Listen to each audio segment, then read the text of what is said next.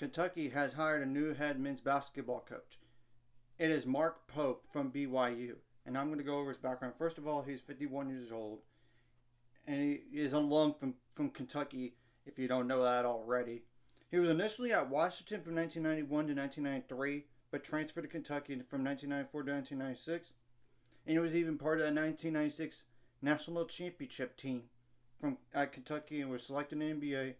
Second round, 52nd pick overall. He was a small forward slash power forward. As a player, he was at 1996-1997, like a Turkish professional basketball team called Anadolu Efes S.K. Then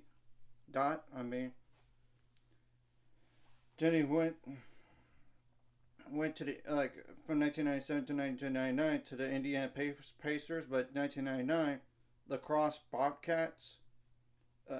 It's like a Continental Basketball Association team in Wisconsin, or CROSSE. I apologize if I butchered that. In 1999-2000, he was at Ulker Spor,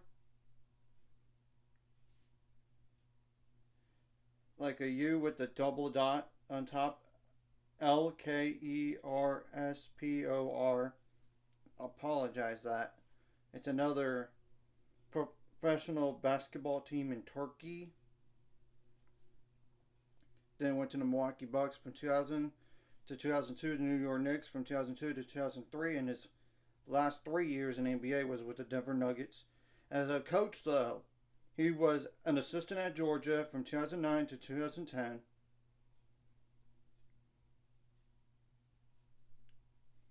And as an assistant coach at Wake Forest from 2010 to 2011. Then BYU assistant in 2011 to 2015. Then went to Utah Valley as a head coach from 2015 to 2019. And then was at BYU 2019 up to this year. Honestly, in like 2006, he actually enrolled in medical school at Columbia University College of Physicians and Surgeons in New York City.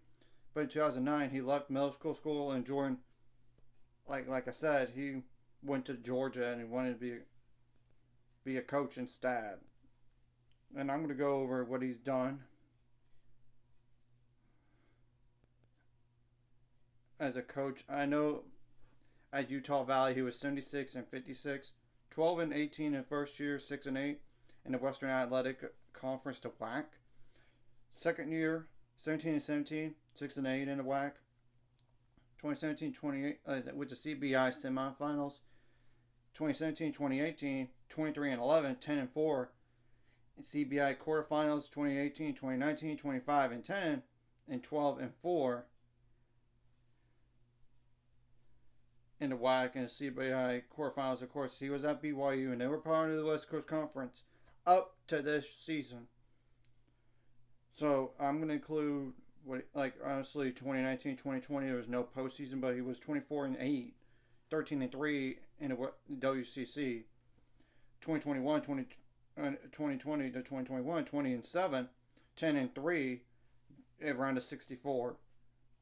2021-2022, 24 and 11, 9 and 6 in the WCC NIT quarterfinals. 2022-2023, 19 and 15 and 7 and 9 in the West Coast Conference. Of course, this year in the Big 12, 23 and 11, 10 and 8 in the Big 12, and you know the Big 12 is really tough in men's basketball. And around 64 this past year. And look, you got to be realistic. Who are you going to get? The top 3 options in no particular order turned you down. Scott Drew from Baylor, Dan Hurley from UConn, and Nate Oates from Alabama. Maybe Billy Donovan? But you have to wait on him for a whole nother weekend. Clearly the AD at Kentucky didn't want to wait. Because, look, you don't want to prolong this process as much as possible. I mean, that's the thing. Maybe Will Wade, Sean Miller. I'm just throwing other guys' names out there, but you got to be realistic. And let's face it, Kentucky fans have one, in John Calipari out, and so then he left to Arkansas. Obviously, the guy before him, Billy Gillispie, got fired, but the fans wanted him out. That's and then before that, Tubby Smith. So ever since Rick Pitino, they ran off the next three coaches. But Rick Pitino left to the NBA. I don't think the fans wanted him out. Oh no, he just went to the pros. Obviously, then he went to college again. But you get the whole point here, and this will be to be determined how he does, because I don't know how he's going to do at Kentucky. Give him at least a few years. And I know supposedly the NIL is going to back him up at Kentucky already with $4 million, supposedly. I saw on X.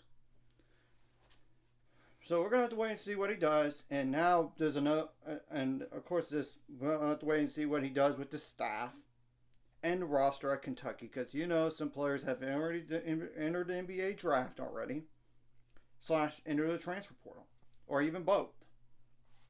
And this obviously affects recruiting too. But we'll have to wait and see what happens on that. And now BYU has to find a new head coach, which they only had like 2 recruits anyway coming in. But now they could get out of letter of intent, and now all the players could enter the transfer portal that are eligible to come back. Because the head coach is gone, they could leave.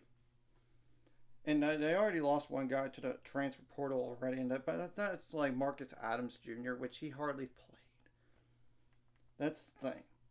But I don't know about those seniors that technically could come back for BYU. I'm going to double check on those seniors real fast, because I don't think there's any future NBA guys going to the draft. I don't think so, but I'm going to just look at the seniors for BYU real fast to see if they're a 4th year or a 5th year. Obviously, if they're a 5th year, they're done. Okay, Noah Waterman is a 4th year guy. Jackson Robinson, I believe, is a 4th year guy, but I could be wrong.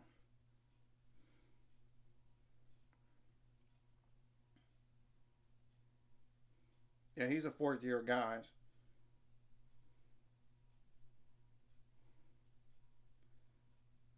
Spencer Johnson, the other senior, is a 4th year guy. And we all know the scholarship limit is 13 players, obviously. And Trendon Christensen, I think he's more like a walk-on, I would think. I would think so. So, even if they lose him, it's not big of a deal. But you get the point. Now there's a job opening, and we're have to wait and see what BYU does and how this affects their staff now, because some of the staff members at BYU could be on the way to Kentucky, but they might not be. But it's to be determined. So anyways, if you like this content, hit the like and subscribing. See you guys later on the road to 600 subscribers. Of course, ultimate goal is 1,000 or more. So you might not this course. Of course, liking the video, commenting the video really helps YouTube algorithms so more people can see it. Sharing the video does help as well, so more people can watch. And if you're watching and not subscribe, hit the subscribe button. It's free to the notification bell as well. And like I said, we're going to wait and see what this does to the roster for BYU now. Players could enter the portal just like that now. And I'm sure the Kentucky AD didn't want to wait for Billy Donovan. And now the BYU AD has to make a decision. He probably wants to get this done as soon as possible. And he probably had a short list anyway, because he was a guy, he's a Kentucky alum. That's the thing. So we have to wait and see what happens.